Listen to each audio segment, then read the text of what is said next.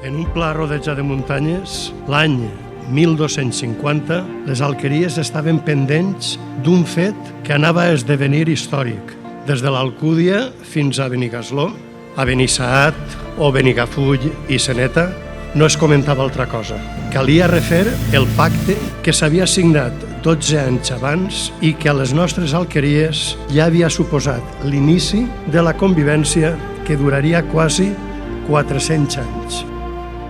En 775 anys, ojo, la vall ha unificat 6 alqueries, ha superat el límit d'un barranc que semblava insalvable i fins i tot ha estat nucli del moviment obrer.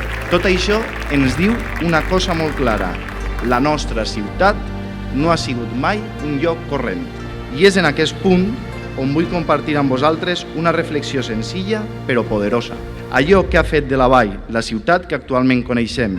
Eixa idea que és que la nostra força individual només troba sentit quan la compartim amb els altres. Per això no ens serviran els discursos excloents i continuarem sent una ciutat que pugui acollir el diferent.